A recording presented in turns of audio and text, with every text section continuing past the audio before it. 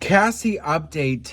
Diddy trial day 3. We got to talk about this, but before we get into it, hello, my name is Sebastian and I spill pop culture tea every single day. So if you're looking for the latest in pop culture and a new messy best friend who spills pop culture tea from their very sparkly closet, the whole vibe on my channel is like we're on a FaceTime call. Listen, I wanted to say I'm so grateful and thankful for all the new messy besties who are subscribing.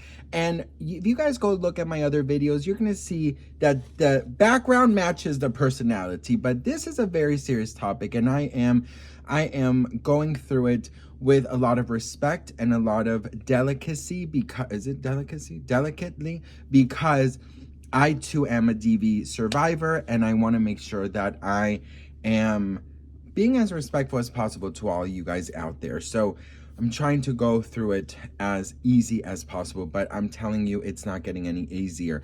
Cassie officially took the stand once again today. She is currently right now taking the stand, and the things that she is saying are incredibly disturbing. So obviously, guys, trigger warning. Let's go through everything that she is going through. All right, so these are the updates straight from the court as it is happening right now. So Cassie describes hotel attack, okay? Says Combs told her she wasn't going to leave him. Cassie Ventura described how Combs lost control during a 2016 meltdown in a Los Angeles hotel hallway, hurling a vase that just missed her. Quote, I don't remember exactly his words. I'm sure he was calling me something other than my name. Security was eventually called, but Combs allegedly made himself clear that Ventura was not free to leave on her own accord. She says that I wasn't going to leave him, the defendant told Ventura that I wasn't going to leave him, that I couldn't, according to Ventura. Combs banged and kicked a door at Cassie's apartment after hotel incident. Combs pounded on Cassie Ventura's apartment door, demanding to see his then girlfriend after assaulting her at a Los Angeles hotel in 2016, the witness said. Ventura still isn't sure how Combs got to the 17th floor of her Westwood apartment building, calling the scene chaos outside the door, banging, kicking, yelling, and banging. He didn't get inside. Cassie says she covered up black eye, fat lip, and bruised legs for movie premiere. The court is now looking at text messages and photos shortly after the hotel attack took place. Cassie Ventura said she had to attend the premiere of her movie, The Perfect Match, with bruises on her face and body. She said she thought at the time Combs was, quote, sick to think that it was okay to do that to her and wanted him to stay away. The court was also shown a photo of Ventura and Combs smiling at the premiere. She said she had to change her outfit to cover up bruises on her legs and needed to apply a lot of makeup to cover her black eye and fat lip. How much are you taped in there? I'm actually not. You're not? I'm trying to keep it together. You're a brave woman. Thank you. I try. Who are you wearing? I'm wearing Stello. Gorgeous. Now you're going to sit down, watch the movie. Your boyfriend's sitting next to you, and you and Terrence are... Yeah. What does that feel like? It's work. It feels, obviously there's a little bit of anxiety with that, but Terrence is a good friend of mine, and, Puff has been so understanding with everything, so it's good. So do you believe in love at first sight? I do. Was it love at first sight with your boyfriend? It was a long time ago. What makes you guys work? Well, I think what makes any relationship work, if it is working, is, just not talking about it too much and just keeping it close to your heart. Cassie says freakoffs were fueled by ketamine. Ketamine was the substance of choice for Combs and Cassie Ventura during their orgies with SEX workers. Ketamine, Sean had it. It took time out of the freak-off, said Ventura, testifying about having intercourse with other men at Combs's direction as he watched. That was my preferred substance because it was the most disassociative. The prosecution showed Ventura a dozen photos of SEX workers hired for these freak-offs. Ventura remembered many, but not all the names, such as Ash, Aslander, Skylar, and Jake from the website Cowboys for Angels. Quote, I don't remember his name. He looks familiar from freak-offs, she said of one picture. Cassie says Combs blackmailed her with private home videos from the freakoffs. Cassie Ventura said that when Combs was upset with her, he would frequently remind her that he had videos of her having intercourse at these freakoffs. She said that Combs brought up the videos on the night of her birthday when she refused to leave her friends to go with Combs to a freakoff.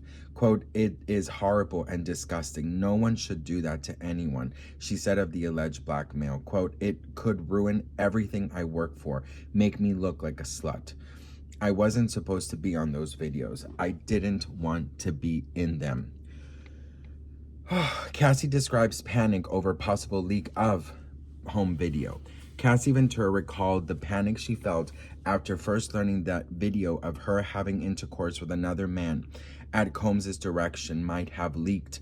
The former girlfriend was hosting an event in Atlantic City when someone she says, "Someone I was working with said they saw a adult video of me, so I reached out to Sean." She writes, "I need you to call me ASAP," according to a text message she sent Combs on March 9th, 2014. Ventura said that any leaked footage, quote, "would put my career in jeopardy and cause great embarrassment to my mother and my family." Cassie would recover from freak-offs with massages and substances. Cassie Ventura said after a freak-off, she would go back to Combs' place where they would have massages to take care of themselves. Quote, "I had an addiction to opiates, so I would take pills to calm down," she told the courtroom. "I wanted to feel numb, not know what was going on in my mind." She said she got the substances from substance dealers who sometimes did the substances with her beginning in 2007. When asked how she felt after a freak-off, Ventura said, quote, "I feel so tired, achy, dehydrated, not really eating too much. Emotionally, I felt empty, gross, like I did a job." Cassie says freak-offs gave her UTIs, mouth sores, and stomach problems. Cassie Ventura said that freak-offs would sometimes cause her to have urinary tract infections, mouth sores, and gastrointestinal issues. Quote, "When we were having frequent freak-offs, they were back to back, and sometimes I would do a freak-off with the infection. I tried to flush it out with water. I got to the point where Cipro, an antibiotic, didn't work anymore. It was a mess." She said she would also get mouth sores due to repeated oral with lubricant. Quote, "It was really painful for a long time. I can't believe I actually dealt with that." Combs tried to force swingers lifestyle on Cassie with SEX clubs. Combs told his then girlfriend, Cassie Ventura, that having multiple SEX partners was a lifestyle and a turn-on for the rapper. Quote, "What he told me is we would swap partners, a certain lifestyle, and that was a turn-on for him," Ventura said after a prosecutor asked if she was a swinger with Combs. This lifestyle included SEX club visits, which Ventura said she didn't enjoy. When she didn't want to go, Combs still pressed the issue, the witness said. Quote, "Some of the time he would try to turn the energy around and keep it positive, become playful and funny and not scary. He would push and tried to convince me." When the prosecution asked why she drank so much at these clubs, Ventura responded, "Because I didn't want to be sober." Well, duh. Why do you think she drank, stupid ass? Ugh. Honestly, some of the questions are just so freaking dumb, I swear. All right. Cassie testifies she would get scared during freak-offs and Combs would injure her. Cassie Ventura testified that sometimes she would be afraid during the freak-off parties, which often turned violent. Quote, "Sean would put his hands on me. He would push me down, kick me. There were other times if we were having a bad time or if I was scared of him, uncomfortable. Typically, I would leave and go out the back of the hotel." When asked by prosecutors how often Combs would injure her during the freak-offs, she replied, "Too often." Combs watched freak-off videos on commercial flights, terrifying Cassie. Cassie Ventura felt mortified and trapped when she spotted Combs watching these home videos as they flew on a commercial jet. They had been arguing during a 2013 trip to Cannes and the flight home took an embarrassing turn, Ventura said. Quote, he pulled up freak-off videos on his laptop that I thought were deleted. He was showing them with other people around. You are embarrassing me, I said. I was scared. I felt trapped. How do you get out of this situation? I felt trapped. She said she arranged a freak off within hours of their landing so he wouldn't get angry. If she didn't, she testified, he said the videos would be released. Wow. Cassie recalls gashing her face while fighting off Combs. Cassie Ventura recalled a time when Combs attacked her and gashed her face in 2013, then forced her to go to a plastic surgeon to treat the wound. Quote, Sean came in. I was asleep. He was trying to attack me. He went into the master bedroom. My friends were jumping on his back trying to stop him. I cut my eyebrow on the corner of the bed. Sean threw me onto the bed frame. I had a significant gash. I didn't go to the ER. It was a Sunday. Sean had security take me to a plastic surgeon in Beverly Hills. After the incident, she said she texted Combs a photo of the injury, writing, so you can remember. Quote, you don't know when to stop. You have pushed it too far. Just say sorry. I don't know why I deserve that. You could care less if I was okay. Cassie texts to Combs, you treat me like a Turner. Prosecutors presented a text message exchange in which Cassie Ventura described how badly Combs allegedly abused. Quote, you treat me like a Turner. Which obviously was relating to Tina Turner, the late, great Tina Turner. Quote, he was abusive and controlling. He was physically abusive. He put me down a lot as much as I would be built up. The sheer embarrassment, how he treated me in front of other people, Ventura said about Combs. Well, then the court went into lunch and now they're back. So Cassie is more composed today in court, which is so wonderful. That makes me so happy. It says here that Cassie Ventura appears less outwardly emotional during today's testimony, not breaking down in tears on the stand as she did several times yesterday. Combs' ex-girlfriend is more composed today, speaking in a calm but somber tone of voice, and she is wearing a gray turtleneck dress and a black dress in court. Now, this is the one of the heaviest parts. As she is testifying, they are showing the hotel video where he beat her inside the courtroom in front of his children, in front of everyone, and also in front of her husband, which I'm sorry, but this man deserves a medal because I would be in jail. Seeing my wife on her third trimester testifying and having to relive all of this trauma, and then also him seeing it actually go down and seeing the man who caused it, no, I'd be in jail.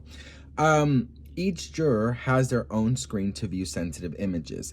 Post-lunch proceedings were delayed as the court put finishing touches on installing personal video screens for each juror, so sensitive video and still images are shielded from public view. Ventura identified herself and others engaged in various sex acts. As the jury paid very close attention, the courtroom was silent. One female jury nodded as Ventura identified people, and one male panelist took written notes. Quote, that's me, Ventura said of an image, adding that she had baby oil applied to her.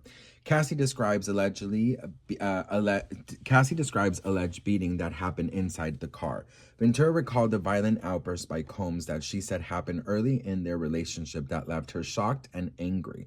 Ventura said she had spotted Combs flirting in a restaurant with another woman. And when they got back to the car, the rapper knocked me around in an outburst that allegedly happened between 2007 and 2008. Quote, he hit me on the side of my head and I fell to the floor of the Escalade. He shook me up and scared me quite a bit. So I got out of the car. I was shocked. I didn't understand what happened and why he was so angry. I knew his capabilities, his access to weapons and threats he made. So that is the absolute latest. Still, she is testifying. I have to say, she is so incredibly brave to go through this, to relive all this trauma, and in her third trimester is just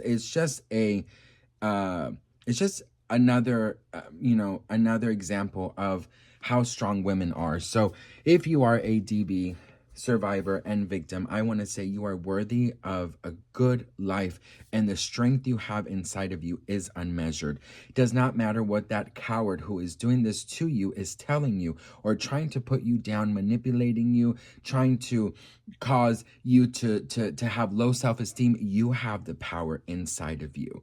And I know it may seem so difficult to believe, but I promise you, you are worthy of a good life. And I love you, and I'm proud of you, and you are strong. And that is a scumbag who is a loser and who is pure trash. No one has a right to lay a finger on anybody.